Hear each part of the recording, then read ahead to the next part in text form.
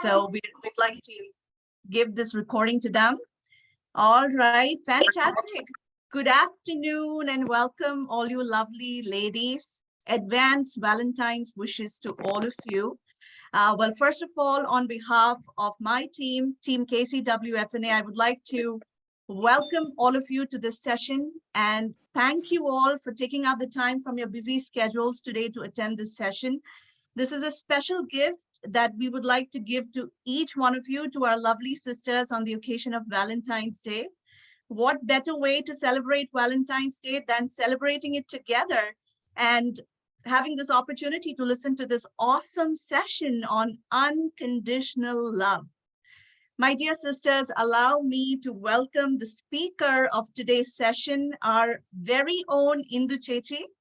Indu Chatham. Let's all give a big round of applause to Indu Chechi and welcome her.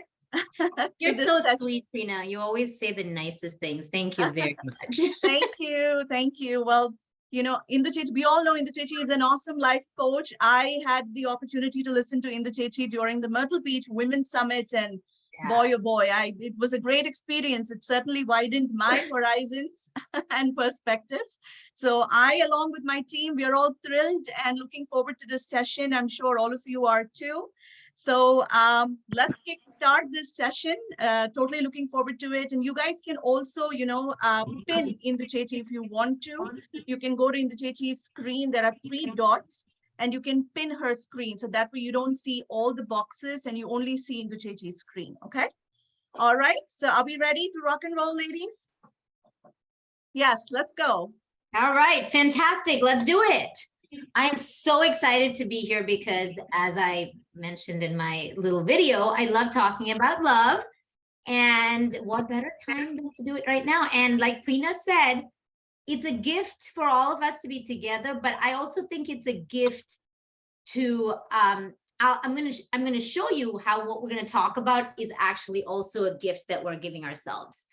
So I would like to start with you know what, one second, I cannot see anyone. So I just wanna see if I can change that.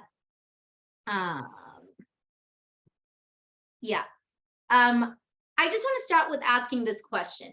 What is love?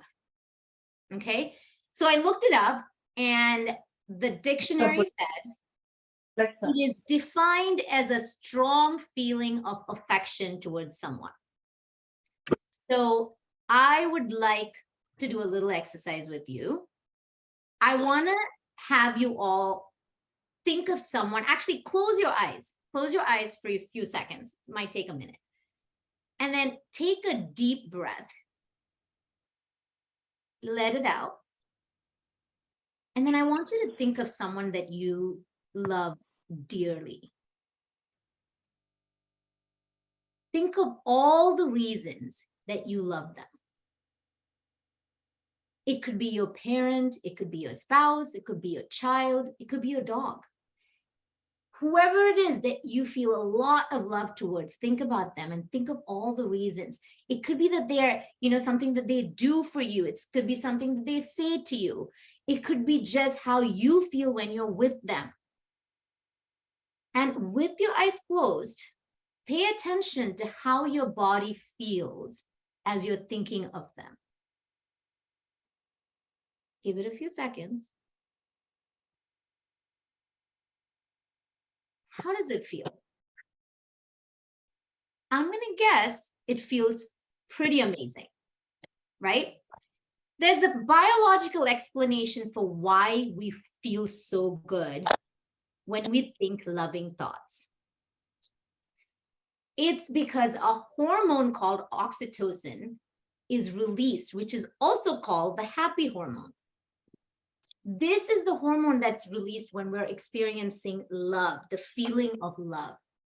Oxytocin helps you feel connected to people, feel trust, generosity, and empathy, which are all amazing feelings to have. So now we know what love feels in our body, right? But do we know how love is created? I'm going to show you how. I'm going to do another exercise with you. answer this question for me. When do you feel loved? How do you feel loved? Just answer it in your own head.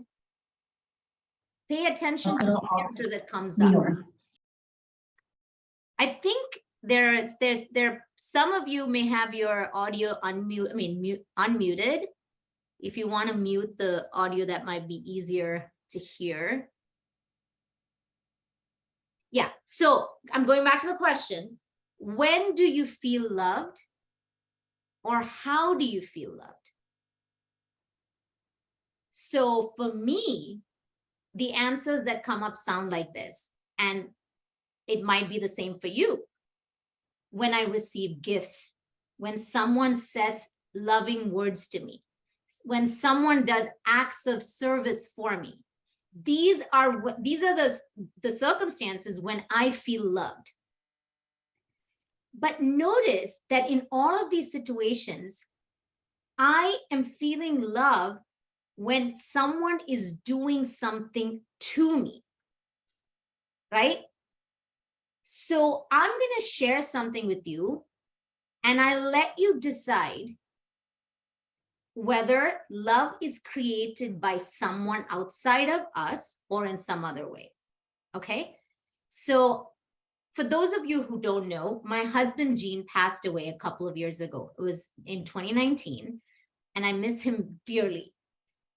But about 10 years ago, on Valentine's Day, he gave me a gift. It was a little flower pot with a fake rose that came out of it, and it had "I love you" on the petals of the rose. I think he got it at Walgreens. When I got that gift that day, I was not happy. In fact, I was very upset. I couldn't believe that that's all he wanted to give me on Valentine's Day. And we'd been married for like more than 10 years by then. I was thinking, this man doesn't understand me. He doesn't get me. He obviously doesn't love me enough. So I was very upset. Fast forward now, of all the gifts that he ever gave to me, there's about 3 that I see every day. Guess what one of those gifts are? It's that flower pot with the fake rose that sits next to my bed on my nightstand, and I see it every single day. And now when I look at it, the thoughts that I have are, oh my gosh, I miss him so much. Oh my gosh, I love him so much. You know, it's actually really cute, this flower. So now when I see it, every time I see it, I feel love. Why do you think this is? I want to explain why this happens, right? Because the day that I got the gift, my thoughts about it were, he doesn't get me. He doesn't care about me enough. I'm not that important to him because all he got me is this fake flower, which made me feel emotions like anger, disappointment, and hurt. But now when I see that flower on my nightstand, I'm thinking thoughts like, oh, I love my Gene. It's actually so precious. This is a gift from the love of my life. And these thoughts are creating feelings like love, longing, joy. Same gift from the same man, creating different feelings based on what I am thinking. So what's happening here? The thing is, we've been taught from a very young age to believe that our feelings are created by people and the things that happen to us. So we've spent a lot of time and energy trying to control those people and those things so that we can feel good. But the truth is, unfortunately, we can't control people. As much as we would like to, we can't control them. So what happens? it leads us to feel powerless. It leads us to feel emotions like anger, resentment. Makes sense. Because when we think love is created by someone else, and they're not creating it the way that we want them to, and they're not allowing us to make them love us the way we want them to, then we're unhappy with those people. But what we didn't know was that people and things outside of us don't have the power over our feelings. They have no power over our feelings. Our feelings are always created by our thoughts, by how we interpret what they're saying, what they're doing, the things that are happening to us. Which means what? Our thoughts are created by us, which also means that we create our own feelings. This is huge because what this means for us is that we don't have to change anyone or anything in our life in order to feel better. So if you want to feel more love for anyone in your life, quite simply, all you have to do is to think more loving thoughts about them on purpose. Just like you did at the beginning of our session. And as a coach, this is where I come in. I help you find those thoughts and practice them and take care of all the negative thoughts that are standing in the way of you loving them. So now we've looked at what love is, like the definition of love and how we create love, right? The next thing that we're going to talk about is what our current understanding of love is in our relationships. Love is often misinterpreted to mean that we have to love the other person at our own expense. I don't know if this resonates with any of you, because it really does for me. So this sounds like I'm going to let the other person do whatever they want, and I'll just bear it because I love them. We think this is unconditional love. But the truth is, if you're loving someone in a way that costs you your love for yourself, then you're doing it wrong. Pay attention to what I'm saying. I'm going to say it again. If you're loving someone in a way that costs you your love for yourself, then you're doing it wrong. And if you believe that loving someone requires you to lie to yourself and to them, you're doing it wrong. That is not love. That is people pleasing. People pleasing is when you lie about who you really are and what you really want, because you don't want the people in your life to be unhappy with you. What we're doing is unconsciously trying to manipulate how other people feel about us because we need their love, approval, and validation. Why? See, when we were children, we depended on the adults in our life for safety and security and survival, basically. So we learned to obey, to be good, to be funny, to be cute, loving, caring, whatever they wanted us to be, so that they would be happy with us. This makes total sense as kids, right? But as adults, we forget that we don't need people the way we needed them as kids.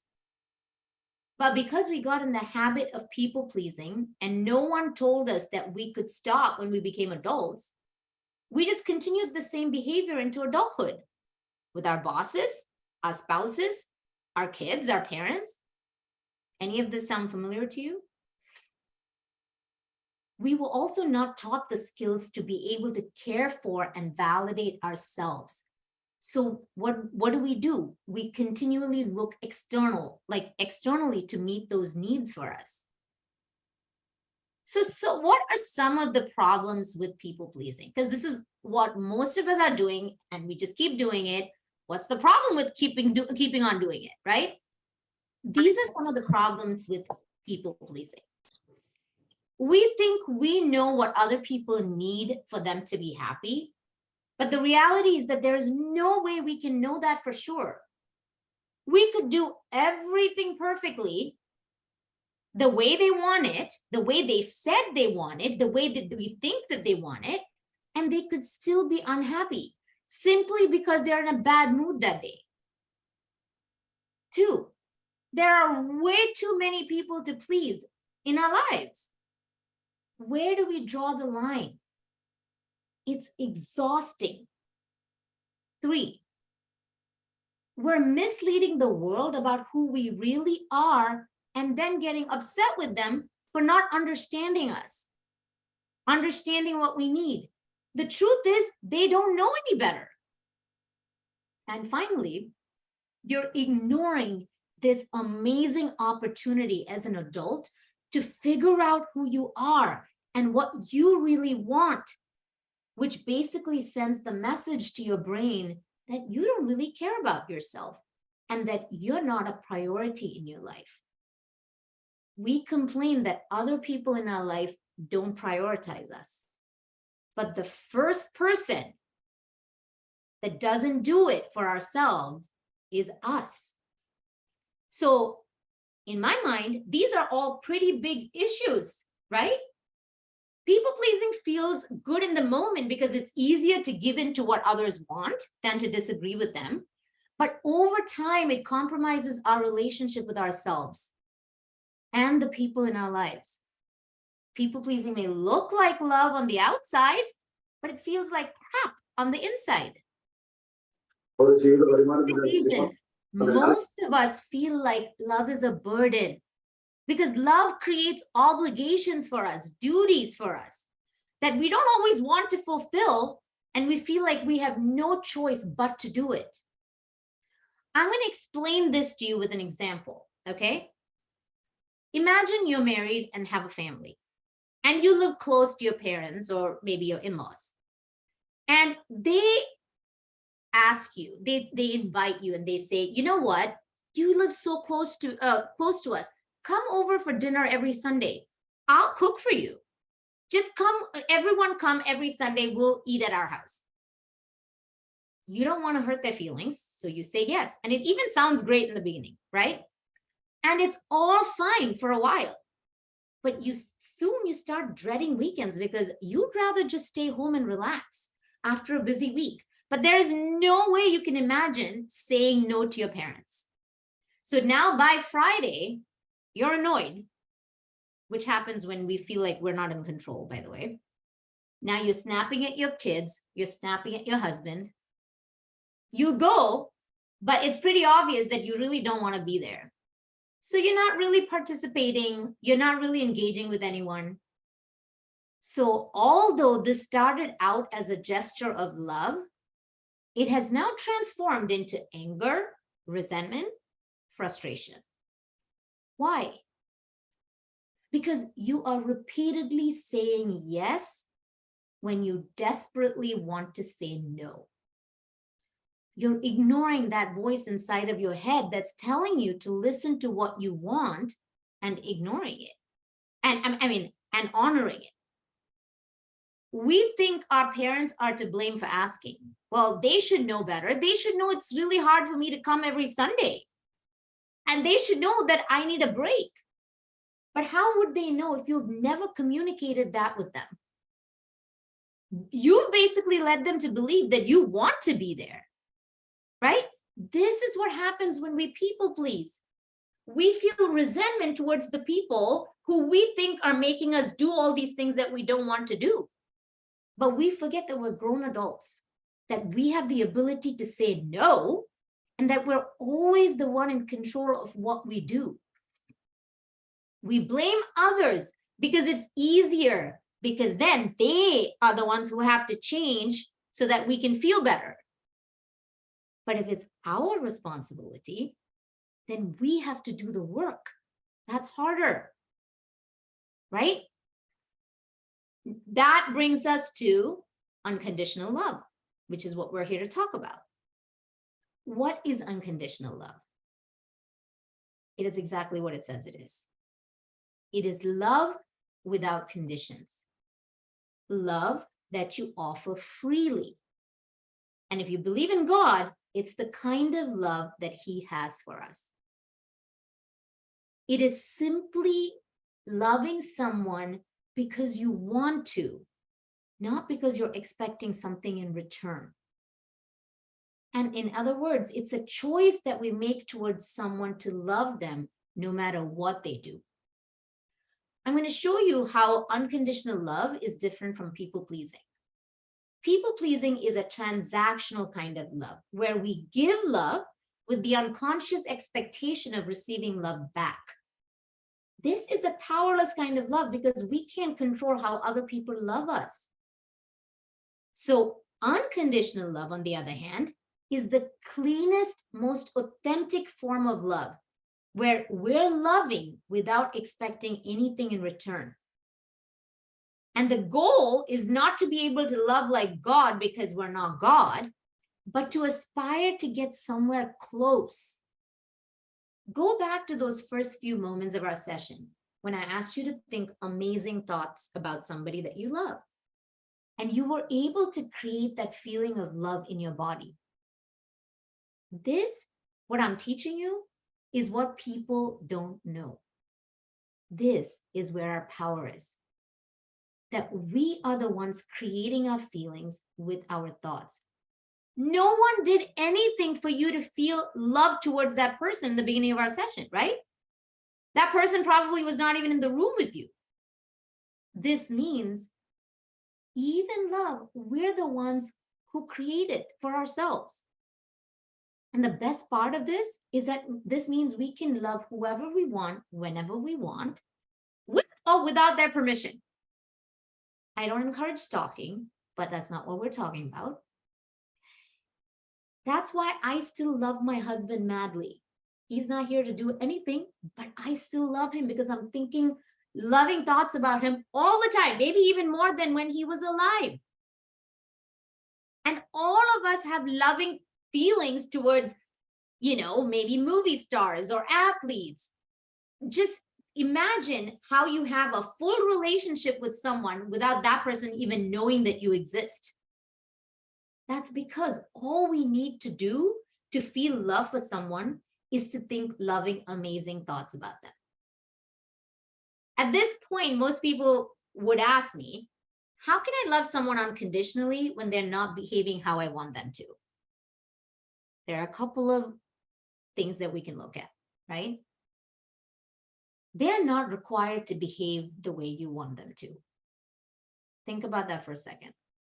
No one is required to behave the way you want them to. We don't have the right to ask that of people. This is not our job. Besides, when we tell them that they need to be different than who they are in order for us to love them, the message you're sending them is that they're not lovable the way they are. That is not a very loving thing to do, is it? Instead of trying to control people that we cannot control, focus that energy on loving ourselves and others exactly the way we are and they are. The second way to love unconditionally is to set boundaries from a place of love. Unconditionally loving someone does not mean that you have to be okay with everything they do or what they want. That goes back to people pleasing. When you love someone without conditions, you allow them to be who they are, but you also communicate to them what your limits are. I love you so much, but no, I'm not going to do that. Or I love you to pieces, but if you do this, then I will do this. For example, I love you so much, but if you're going to yell at me, I'm going to have to leave the room. Contrary to what we believe, boundaries help strengthen relationships because you're sharing what's true for you and you're not lying. Now, it's possible that the other person has negative feelings about your boundaries, right? They might not like it, but allow them to have those negative feelings and love them anyway. Most importantly, love yourself even when you want to feel guilty for setting those boundaries. The third way to love someone unconditionally: make requests, but don't make their response mean anything negative about you or them. Just because they said no to you does not make them wrong or bad. Remember why you're in this relationship in the first place. Do you love them? Objectively, do you think they love you? If the answer is yes, then before assuming the worst of the other person, be curious about why they may have said no. But again, ask from a loving place. Engage in a loving way. What most of us do is automatically assume that their no means that they don't care about us. But so often that is the furthest from the truth. Maybe they have a reason. You may not like the reason, but that does not make it an invalid reason. When the other person doesn't feel attacked, they are much more likely to respond to your needs. So there's something called a confirmation bias. It's a concept, right? This basically means that our brain has the tendency to interpret any new evidence that we see as confirmation of what we already believe about something. So if you believe that your spouse doesn't care about you, or your child does not care about you or respect you, you can be sure that your brain will only draw your attention to things that prove that they don't care about you or respect you. That's just how the brain works.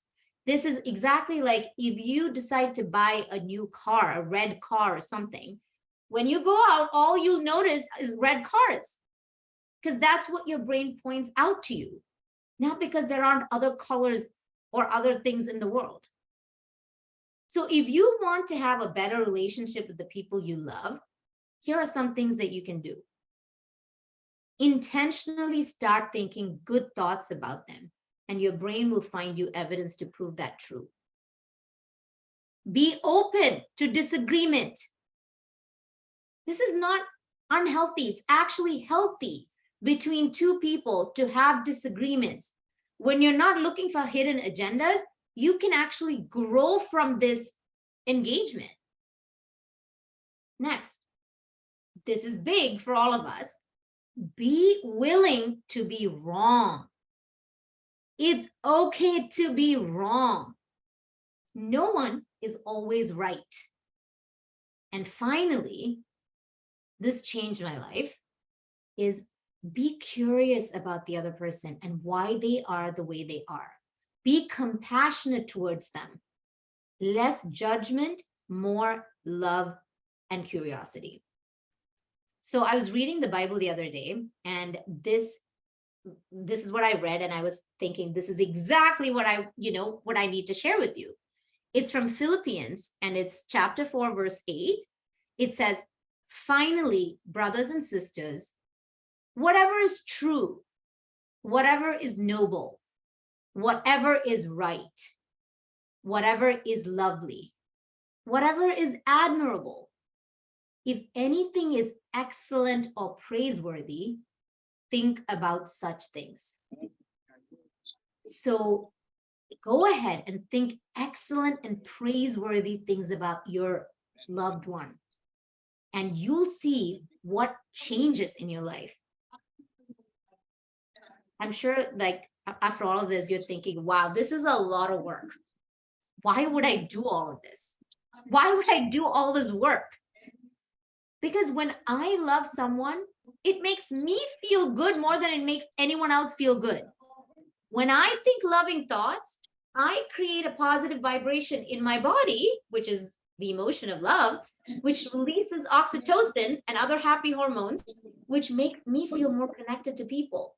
Why wouldn't I want that? So many of us think loving someone is a gift that we're giving to them, when the truth is, they cannot feel the love that we're feeling for them unless their brain has a thought about it that makes them feel love, because it's their thoughts that create their feelings. And by the same token, when we think we're punishing people by holding love back from them, the one who feels the pain the most is us. So I encourage all of you to think about this the next time you feel unloving towards anyone. Who is it hurting the most, them or you? The other thing about unconditional love that I want to make sure you understand, that is, it's always a choice. This means that every time you're offering someone love, you've thought about it and chosen it. And sometimes that choice might be uncomfortable, but you do it anyway. Sacrifice for another is the ultimate act of love. But if it's not intentional, it is not a sacrifice. It creates resentment. It creates expectations. Even Jesus's crucifixion was an act that he chose to accept willingly. That is why it became the act that saved humanity, because it came from a place of unconditional love. I'd like to end by saying that unconditional love for others only works if we know how to love ourselves unconditionally. That's the caveat. How to treat ourselves with love, respect, understanding, and compassion so that we're not craving it from other people or from other things. This is where most of us struggle because we haven't been taught the skills to do that, to love ourselves, because the common belief is that loving yourself leads to pride and arrogance and self-obsession. I'd like to challenge that idea. When we're able to meet our own needs and fill our own cup of love, it's easy to give others our love without expecting anything in return. Self-love is a beautiful place to be, where you're not constantly thinking about what you need and where you can get it from. Instead, you're in a place where you're totally comfortable with who you are and your entire self with all your flaws. But that doesn't mean that we're ignoring our flaws and our shortcomings. What it does mean is that we will handle those flaws and shortcomings with care and respect and kindness, rather than shame and guilt and loathing. And then when we do that for ourselves, we will be able to do that for every other person in our life. It'll connect us more, way more, because we're approaching them with no agenda. That is so much better to serve from a place of unconditional love.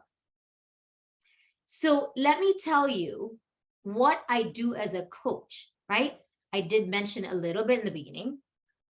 I help you find the thoughts that's currently running your life that is not creating the feelings and the results that you want.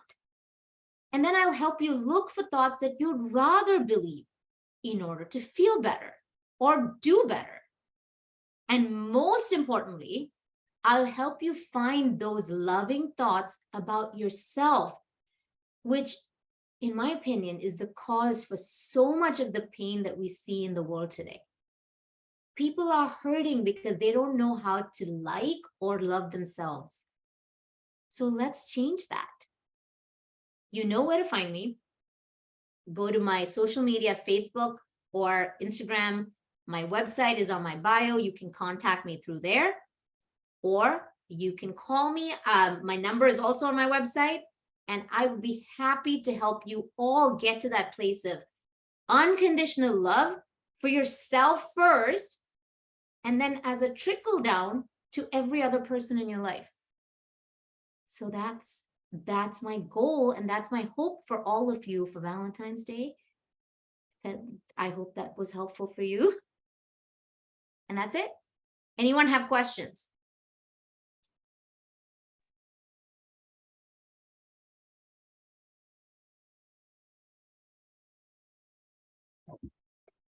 Thank you so much, Indu. Yes, of course. That was just an awesome message. I just wanted to thank you so much for being here with us and sharing those words of wisdom I think we needed to hear. right now. I know a lot of people were just like, taking it to heart. I understand that you are very popular because we have reached our maximum of 100 participants. Oh, They're texting me, my phone is blowing up and saying that they cannot get in. So I'm super glad that we're recording it because we promised them that we would share the recording. So oh, I'm so happy. Good. Everyone needs to hear this.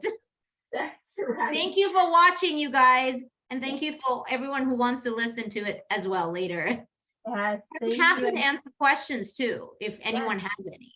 Please, I had inadvertently muted everyone so we can hear you clearly. So please unmute yourself if you do have any questions. This is your opportunity.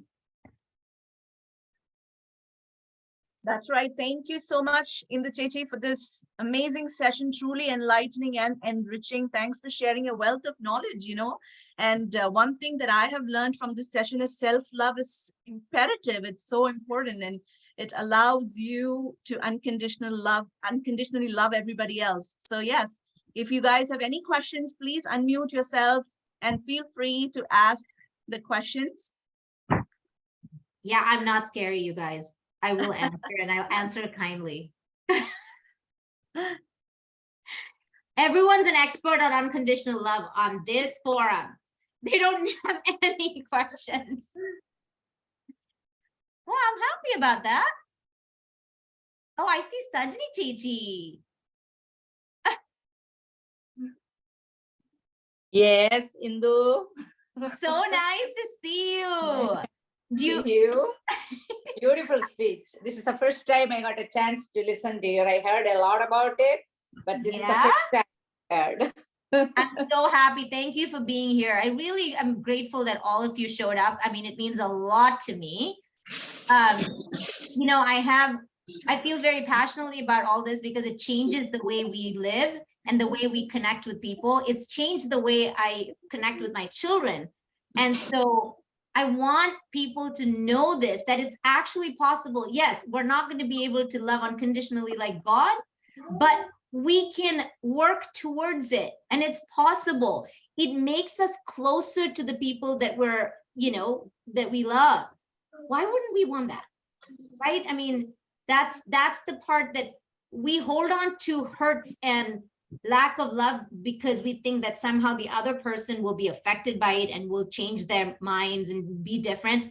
No, we don't know if that's going to happen. But in the meantime, we're suffering because we're living in those negative emotions.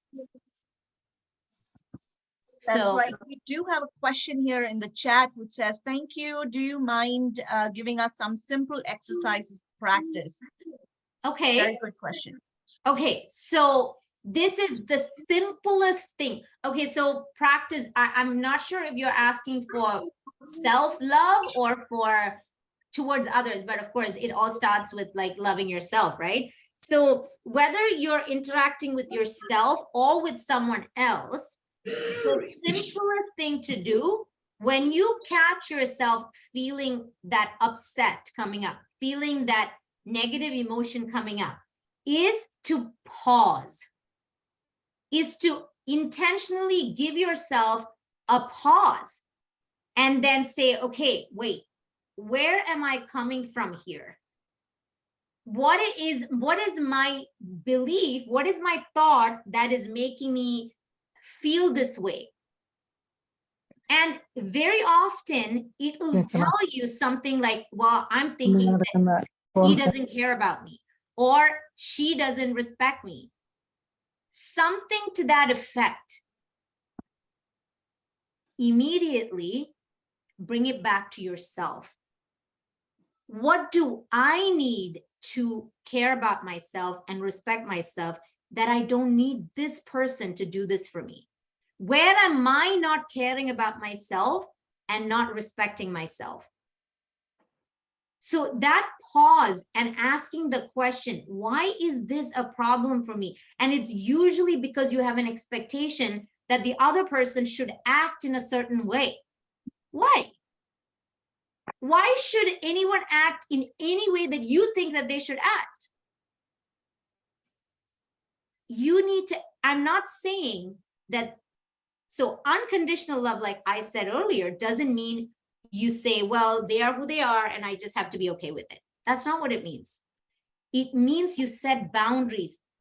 Is what the other person is doing a problem for me? Is it something that I can clean my, thoughts around and feel better? And if it's not, then I have to set a boundary there. I have to communicate to them that, see, when you do this, this is what happens to me. So I'm going to have to create a boundary, whatever works for you. And that's what I help people with. So the simplest exercise is to pause and say, why is this a problem for me? What am I making it mean about me? And do I really need to think that way about myself or that person? Is there another way that I can think that would make me feel better? Because what we forget is that there's not only one way to think about something. There's multiple ways to think about that thing, which is why the same situation. So I have a friend who's a very good friend of mine, who when I was married, married to my husband, I would have an argument and I would share it with her, and she would always give me a different perspective on that. Now, you know that they're a true friend when they don't just agree with you, like because you're saying something, right? So as soon as she would give me a different perspective, my mind is now like, wait, maybe there's another way to think about this. But even our own brain can come up with that. That pause is what allows us to open up our minds and ask that question, is there another way to think about this? And am I blocking that right now? Because I have all these thoughts about this person. Is really serious for me. Is that, I don't know if that answers your question, but I hope it does. Surely, great answer. Thank you, Indu Chechi. There's one more question that we have. Okay. Seeking advice. What if a friend was completely out of line? Mhm. I called her out on it and set my boundaries. She did not call till now. I guess she did not call me back till now. Should I call her, or is it a toxic relationship and let it be? As in, let go of that relationship. What is your advice on that? Okay, so I'm curious what your boundary was. A lot of us, we set boundaries, but we're not doing it right, because we say, if you do this, then I'm not going to be your friend. That doesn't make it, like, you're not really defining the boundary. Like, they need to understand, it has to be very clear. If you say something to me that I'm thinking is out of line or disrespectful, then I'm not going to speak to you, then I'm going to end the phone conversation. I'm going to leave the room. I'm going to stop talking till I feel better. The problem with boundaries is we think we're doing it to control the other person. We have no control over the other person. You have no control over whether your friend is going to feel sorry or not, is going to apologize or not. You have control over how you want to respond. So it's totally up to you. If you feel like the way she speaks to you is not something that you enjoy, you can love her and choose to not have a relationship with her.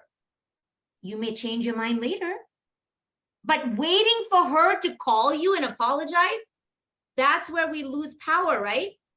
Now we've given away power to someone that we can't control. I hope that that's helpful. Yeah, great perspective. Yes, lots to think about, right? Different perspectives. Absolutely. Thank we've you for had- those questions. Yes, wonderful questions. Great. And keep it coming, ladies. If you have any questions, this is a great opportunity to clear out those, thought blocks and, all that we go through, right? We do have someone who's raised their hand. Excellent. Hi, I'm Rima, and I would have if say you love someone, but you feel like they don't love you same way. If you say you do something for someone and you expect someone to do the same thing for you, but you don't know how to change your mentality of thoughts. And when you try thinking of positive thoughts or you try doing things, you end up thinking of negative thoughts and saying, hey, why didn't I do this for that person? Maybe they would have done this for you. Or how come I wouldn't have done this for this person, for them to do it? If I did this, what? If I did this, maybe they would have done this. If I did this, maybe they could have done this better.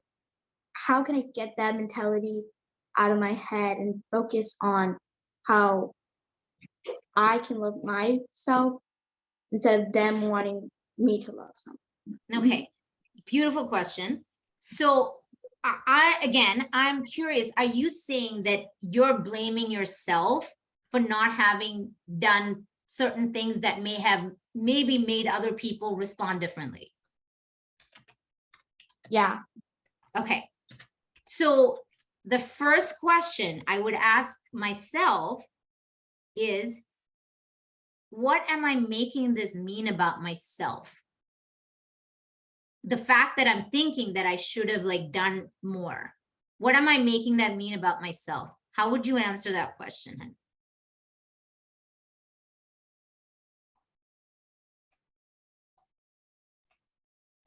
What is the thought that you have about yourself? Because you're like, I should have done more. Maybe then they would have responded better. Are you thinking that you're not a good friend? Are you thinking that you're not loving enough? Like, what are you thinking about yourself? I think that I'm the issue in the relationship with someone and that I'm the one doing something wrong. That's why it's coming and failing in this relationship. Okay, so that is the place that we have to start at, right? So I would love to have more time with you to help you through it, but right now I'm going to tell you like really quickly what you can do is first, remember what I said, it's hard to love others when you don't love yourself. Because when you don't love yourself and you've now done something that you think is wrong, what do people do when they do something wrong, you think? What is our response when we do something wrong? What are some responses?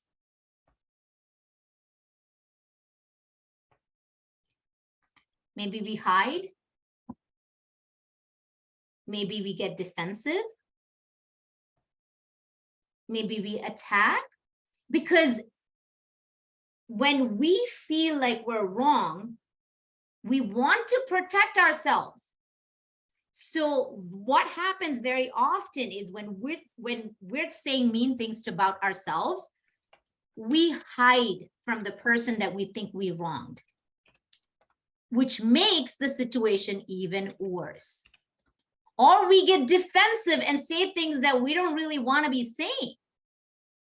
Instead, if you actually think you did something that maybe could have been done differently, and you came from a place of love, all you would have to do is go up to them and say, tell me what I can do to love you better, to be a closer friend. And their response, you can't control. They might still choose to not be your friend. But when you're coming from a place of love for them and sincere love without any agenda, because honey, what's happening right now is that you're loving them, hoping that they will love you back because you need their love to feel okay, because you're not giving yourself that love. Does that make sense? So when we love ourselves unconditionally, it helps us to be able to go to that person without any shame, any guilt, and ask, what do you need from me? What can I do to make this better? They might say nothing, just leave me alone. Leave them alone. But they might also say, well, this is what you did, and when you did this, I didn't feel good. Okay, so what can I do to make that better for you? I'm sorry that even if you really didn't do it, what does it cost you to apologize if that'll make that person like feel better? But the problem with all of this is the underlying problem is that you feel bad about yourself. That's the part that we have to build on, where you know how to treat yourself with respect, dignity, compassion, and love. So when the urge comes to start thinking, oh, I'm the one who's wrong here, say to yourself, okay, maybe it's true that I'm wrong, but I'm human. Human beings are wrong many times. It doesn't make me a bad person. It makes me a good person who sometimes does wrong things. There's a huge difference there. Can you see the difference? Do not label yourself as bad or good or wrong. None of that. Being human means you're going to do like stupid things, but that doesn't make you a bad person. So love yourself. That's what I mean when I say love yourself with all of your flaws and your good. And then you feel more authentic and sincere when you're approaching the other person. And then meet them where they're at. I hope that answers your question, honey. You can always reach out to me and I'll help you, but you know. Hi, Indu. Yeah, hi. Kochurani here. I remember you. You remember me. I remember the last session about Yes. self-love, I try to practice it. Yes. So this is a great talk, I really, when you talk about unconditional love, Yeah. I always, thinking that, oh, there is only one love that's unconditional. That's the mother's love to their kids. Mhm. Everything else, I felt, until today, that condition there, how much you love. But my main question is, Indu, the kind of things you talk about unconditional, which I really, believe we can have it. Yeah. But as a women, especially, women, I feel like if you don't experience love Mhm. from the people you love, Mhm. can we continue this unconditional? Because in my experience, yes, we will try for a while. It's just like people say, oh, you have a loving, caring, supportive husband. The wife becomes so powerful, so unconditional to their kids. They will be like, they will do anything, right? But if you love that person, you never experience the love back.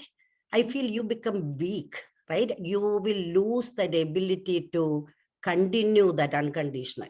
Okay. Because I think the women need somewhere, someplace being loved, right? I mean, any human being. So just like you, I lost my husband 10 years I ago. remember you said that. You remember that? Yeah. Then I tried to be, happy lady. I don't want to live on this earth unhappy and die. But like I said that, I am weak without the love in my life. I can be strong how hard I try. I mean, I'm better than, 5 years or 10 years ago, but I still feel without the love, I cannot be unconditional, because sometimes I get a little upset with my kids. I said, I don't have your dad to love me, so you need to love me. So that's not an unconditional Hear love. that? It's just like, I feel like without the love, I cannot be unconditional. It's just, different feelings. So my question is, a trace of a strong woman you are talking about, we all should try to be, but can we do that without some love back? Absolutely. You know why? Mhm. What you're talking about is a perfect scenario where you only feel love. But we're human. Like I just told, I think it was Divya, right? We're human. You have to remember that love is not the only emotion that we're going to feel. Our human experience is a combination of, hundreds of feelings. Even when you love someone unconditionally, because we're human, there's going to be times that we can't. That doesn't mean that we don't try. That doesn't mean, see, if you don't know how to create unconditional love, then yeah, I understand. You just don't know. But when you do know how to create unconditional love, Every time you feel weak, every time you feel upset, you allow yourself, you love yourself through those moments of feeling weak or feeling upset. That's the self-love part. This is my humanness. I'm going to love myself even when I'm feeling weak. But I also know that my emotions, even now, are being created by my thoughts. Those thoughts may change tomorrow when I'm thinking amazing things about my husband. And I feel unconditional love again. We as women hold ourselves to very high expectations. This idea of we have to be perfect and on top of it all the time. That is a problem. And that is what ends up breaking us. It is okay to feel anger. It is okay to feel hurt. It's okay to feel grief. But with all of that, you can also feel love. When I promise you, the more you love yourself through the negative emotions, it'll be easier to experience the positive emotions.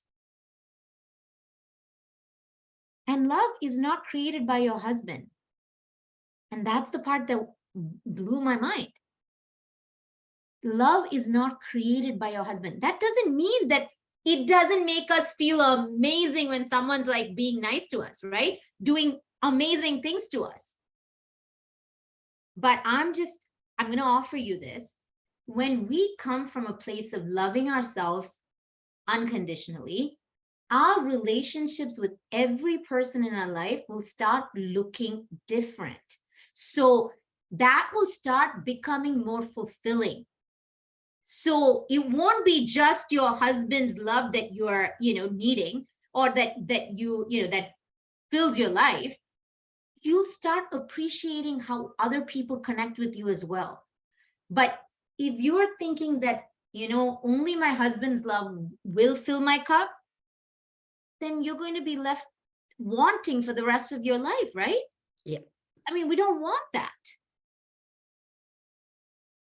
I hope that was that answer. Yeah, it's a very insightful. Yeah, definitely. I am on that path. Just like I look at that. Oh, I don't have the option A, go with the option B kind of an approach.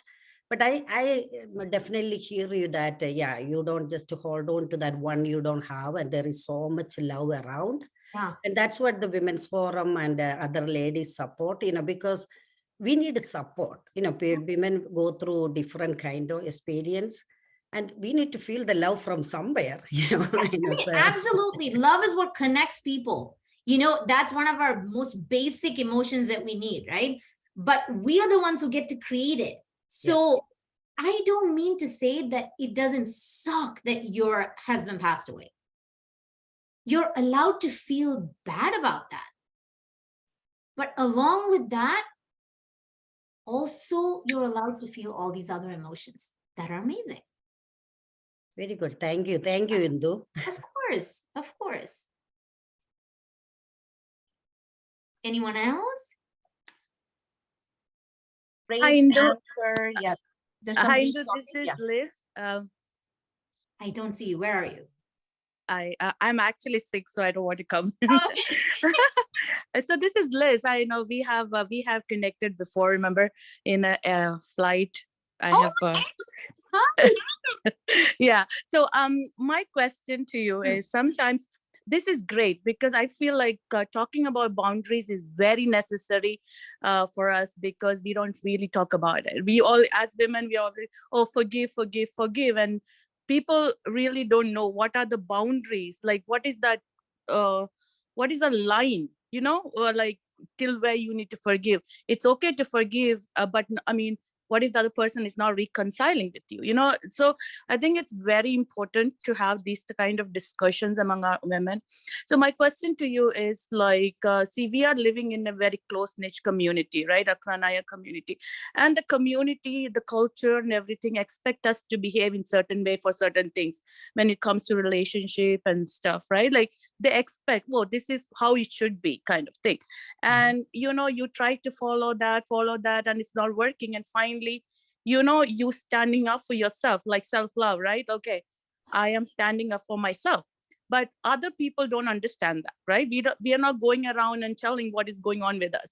So the society with us will think you as something else, right? And they will make you feel lonely sometimes. And even your own family will not make you feel lonely, as if you've done something really bad. And I think a lot of women, because of that fear, they don't stand up for themselves. And it takes a lot. It actually takes a lot for them to make a decision that they may have to lose everything to stand up for themselves, right?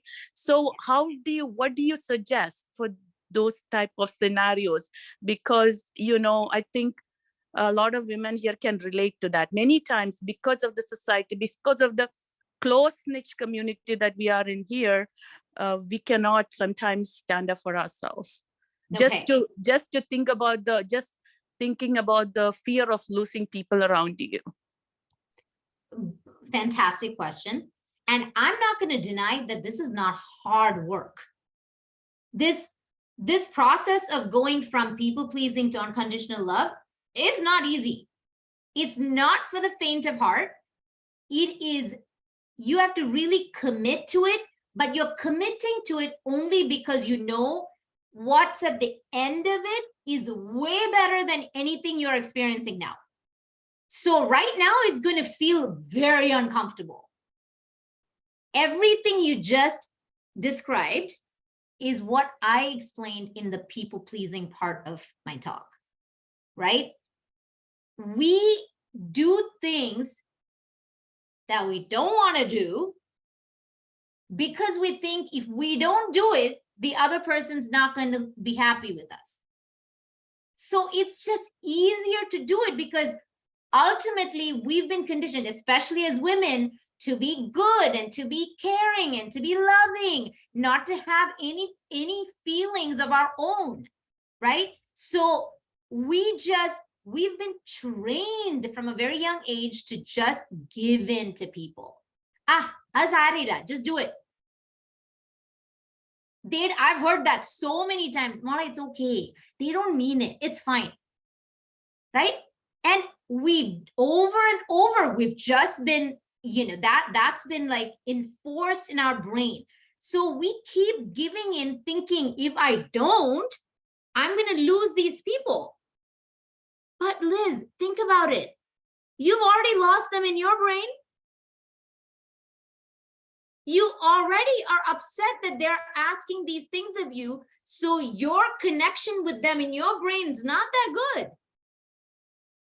So when you move from people pleasing to unconditional love, you will lose certain people in your life because they're not going to like you, standing up for who you are. But those people, now, when I say standing up, I want to be very clear. Self-love is not about standing up for yourself, because that sort of means that you're not secure in yourself. And so you're going to fight for yourself. That is not what self-love is. That's not what unconditional love is. Love that I'm talking about is just being so comfortable with who you are. And even if it's only 3 people that know you and love you the way you are, being comfortable with that you don't even have to fight anyone. Like, if you have a problem with me, I love you, but you're allowed to be upset with me. You're allowed to not want to be around me. We don't need everyone to think we're amazing. That's the other thing that we've been conditioned as women to believe. If people don't like us, then we're doing something wrong. What? How many people can we make? How can we mold ourselves to every single human being? like the entire KNA community? Is that even a reasonable thing to ask? Each person has their own journey. You focus on your own. When like you figure out who are you, what makes you tick, who do you want in your life, and put effort into those people. Love them from a place of sincerity. I promise you, the more authentic you become, you will weed out the people that don't need to be in your life, and you will bring closer the people who think you're amazing. Just the way you are. That's very true. Thank you so much, Indu. I think Of that is what we need to. I think this is great. The boundaries class, I feel I think this should be like an ongoing type of sessions where we need to be reminded of our boundaries, you know. Yeah. I mean, we don't set boundaries to control anyone else. That's not our job. They get to, however crappy their behavior is, they get to behave how they want to behave. That's not on us to change. But how do we respond to them? That's on us. So don't put your energy trying to control the rest of the, community. You just show up how you want to show up. If they don't like that, you can still love them though. That's the thing. Because not loving them like creates a negative vibration in your body. But that doesn't mean you have to have a relationship with them. Hey, Indu, this is Hi. Jessie from Dallas. Hi. I have a question. I couldn't hear your talk. I just joined late. I don't know whether you touched base with that or not, but how can we help a person who is under a possessive love, whereas he thinks that it is the unconditional love, he or she thinks that it's an unconditional love, whereas it is purely a possessive love, and the person doesn't understand. Do you have any suggestion? How can we help them? Okay, so if you listen to my talk, go back and listen to my talk because I think it'll help you.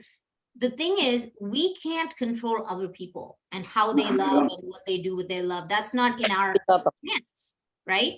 The only thing we have control over is how we respond to them.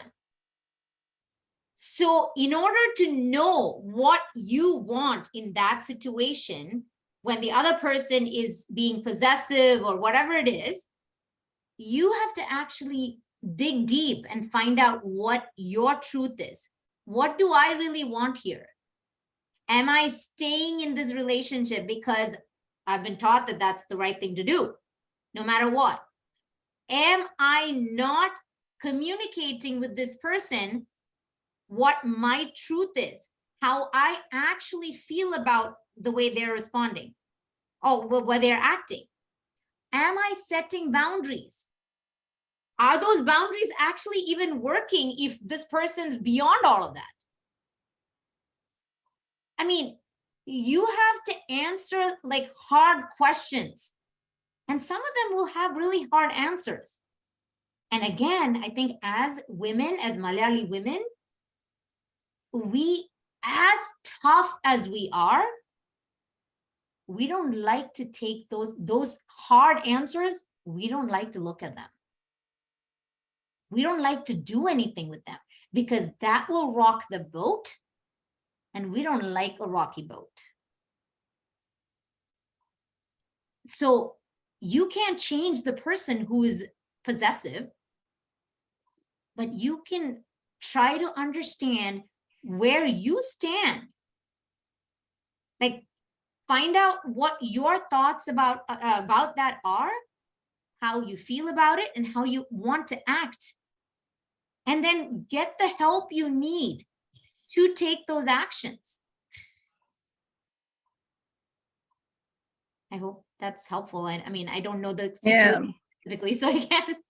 No, but it is hard for us to make them understand.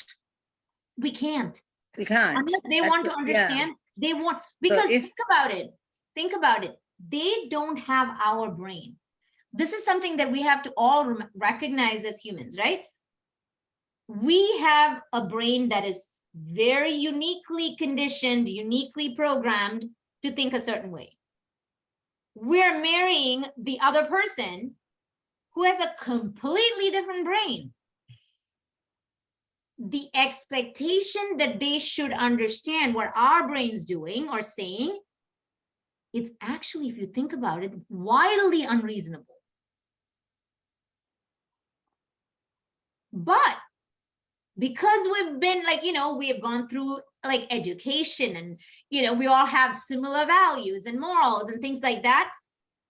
Yes, we do see eye to eye on a lot of things. But to me, that is the thing that you should be you should be like, wow, the fact that we with different brains can see eye to eye about something, that is more of a miracle than disagree. I mean, am I right? Like, think about that. But we think just because we're now married, you should see how I'm thinking. You should know what I want. It's not reasonable. But See, okay, go ahead. Go ahead, please. No, Sorry. you go ahead. That's fine. No, my suggestion is that, nowadays women are empowered and we are trying to bring all things to the community in our level. But, we should start this from the school level. I absolutely agree. Like that's one of my pet passions. Like I want to be able to bring this to elementary school level where children know that their thoughts matter. So even parents and children, we are not parenting our children to be empowered. We're parenting our children to basically listen to us without having a thought of their own. And then we wonder why as adults, they don't know how to empower themselves. They don't know how to stand up for themselves. Exactly. Why would they? So this is what, we should start, exactly if we can start from elementary school, that's well and good. It should start from home. Mm-hmm. Yeah, I agree. Because already we all are developed our brain in a certain way. And it is very difficult to uncondition it. Yes. And the only responsibility we have is to rewire our own brain. Don't try to rewire anyone else's. Yes. It's not going to work, and we're wasting our time. And the beautiful thing that I've seen in my life is when I started working on my own growth and my own rewiring, my family sort of joined me along on the ride. They saw the changes and they responded to the changes. And they started thinking differently. That's the thing. I didn't have to be like, oh, you need to do this, you need to do that. I don't have to do that anymore.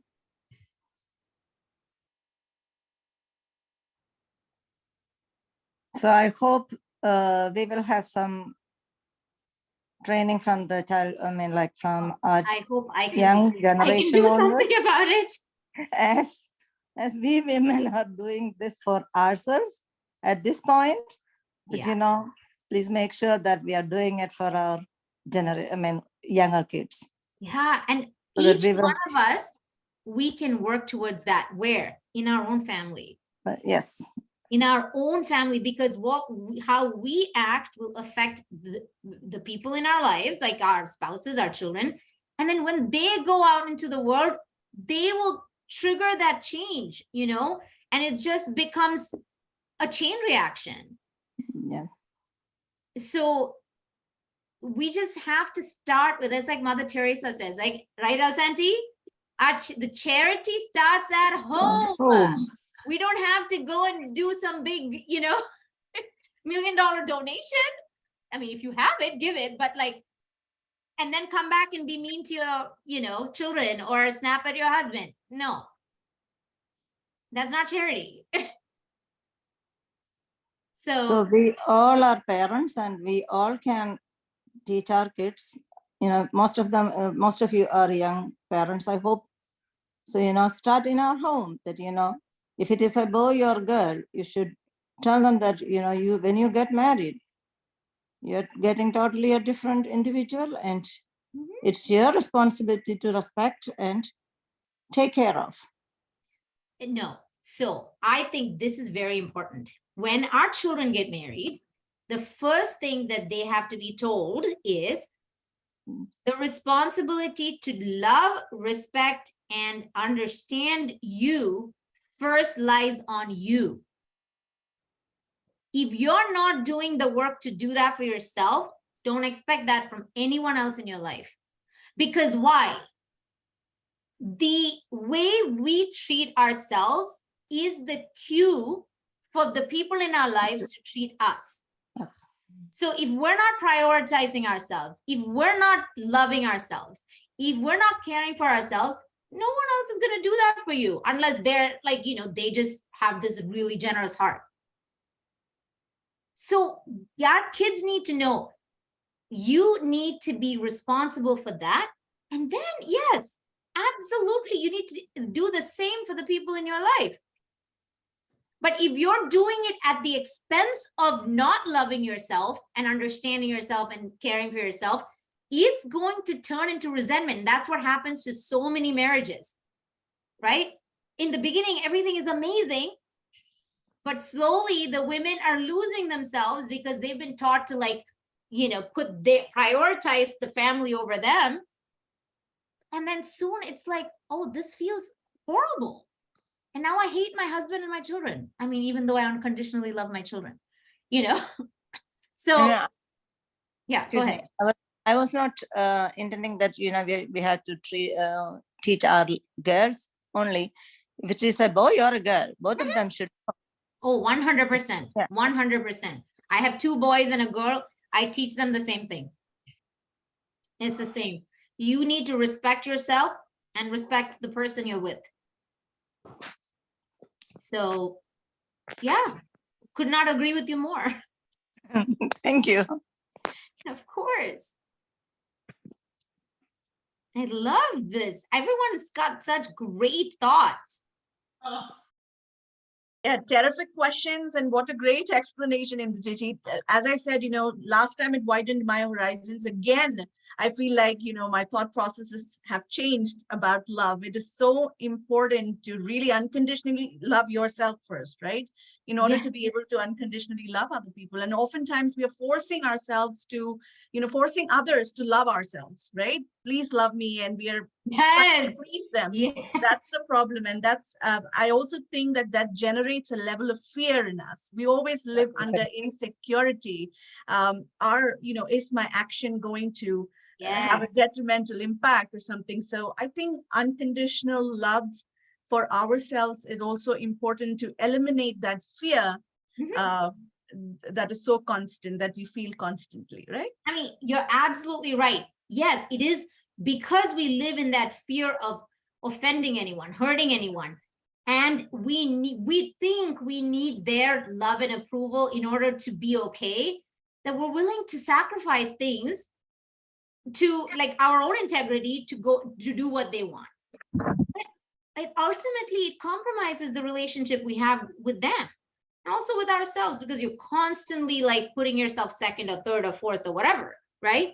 So when you give yourself that what you need, I mean, again, I go back to what Kotrani Chechi said, it's not like you'll always feel this way, because we're not God, we're human with very human feelings and thoughts.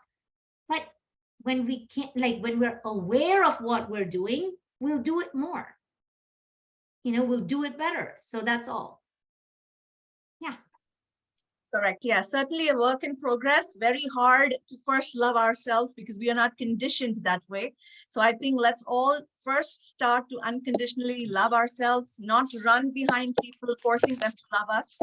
And, I think that will definitely bring a positive change in all our lives.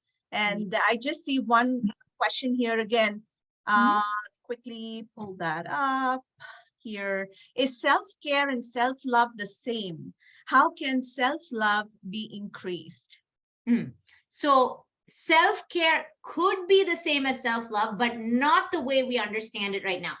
I think a lot of us think self-care is like, after a hard day's work, going to having a glass of wine, or sitting down and reading a book, or, going to the spa with your friends. So treating yourself to something like amazing because you deserve it. Absolutely, you deserve all of it. Like, I'm not saying you don't, but doing those things without changing the way you're thinking about yourself, that's not self-love. Because self-love is when, I'll give you an example, right, of what happened to me. I went somewhere and I was backing out of a parking spot. I was distracted and I hit the car next to me. Okay, so my old self would have immediately started bullying me. Like, I would have started bullying myself. I'd have been like, you're such an idiot. Why would you do that? Like, what is wrong with you? You never pay attention. This is what happens. Now, what are you going to do? That self-talk, awful, right? But that day, I was like, no, I'm not doing that. It happens to anyone. Like, it can happen to anyone. So I didn't go into like shame or guilt or bullying, none of that. I looked out, it was this young ASU kid, this young college kid who was freaking out in the car because he thought, oh gosh, like he has a lot of damage and what is he gonna do? So he looked scared. So I felt like my mom instinct came out, and I was like, he asked me, is there a lot of damage? And I looked and I said, it doesn't look like there's a lot of damage, but don't worry about it. I'll take care of it. Like, it's not a problem. I will take care of it. And so as soon as I said that, he's like, okay, let me get out and look. And he looked at it and he was like, oh, actually, this is nothing. I can just fix this myself. Because I wasn't going into shame and guilt, I wasn't hiding. I wasn't getting defensive. I wasn't like, well, he should have been more careful, or, I'm not blaming anyone else. I'm taking full responsibility, right? And so then I was able to approach that whole thing from a very, again, loving place for myself and for that person. Self-love is that. When you want to be mean to yourself, you choose love instead. When you want to curse yourself out, you choose loving words instead. People think that that is indulgence. Indulgence would have been me saying, you know what, this happens to everyone. Well, they can figure it out. It's not my problem. That is not love. I'm not talking about that kind of love. I'm talking about the kind of love where I take care of myself. I nurture myself to become the kind of person that is, what other people can benefit from. I can't do that if I keep beating myself down. Think about yourself as that big giant tree that provides shade for other people, whether it's the children in your life or whoever it is. That tree ain't about to grow into that big tree if you're constantly, if you're denying it of its nutrients or water or whatever it is. It needs to grow. You need to grow to become that tree that can become the source of comfort to other people. So I hope that helps you. Self-care can be part of self-love, but self-love is how we talk to ourselves and how we treat ourselves.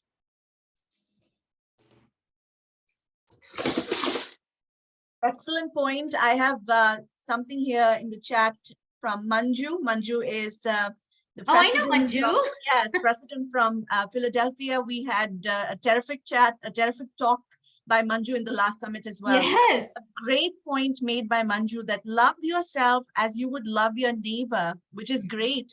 We've been always taught that we have to love others the way you want them to love you, right? And this is a great concept that you have to love yourself first as you would love your neighbor. So thank you, Manju, for that great thought. You know why that's so good? Because in the Bible, it says, love yourself. I mean, love your neighbor as you love yourself. No one knows how to love themselves. They know how to love their neighbor. So now we have to train ourselves to love us the way we would love our best friend, our Correct. like, you know, our child. Manju, fantastic. That's like, that is so true, right? I mean, God obviously intended for us to know how to love ourselves, but we screwed that up, obviously. So it's Thank you, Indu. I could really get to the last part of the session, but I was there for like maybe half an hour now, and I'm in CCD class teaching CCD, so it just always pops up. So it just always pops up. Thank you. I love it. It's so good to see you. Thank you for attending, even. You too.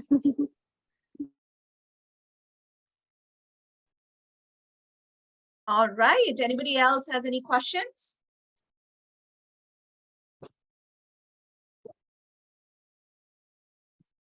This is so fun. I love this. Amazing, amazing session in the Chechi.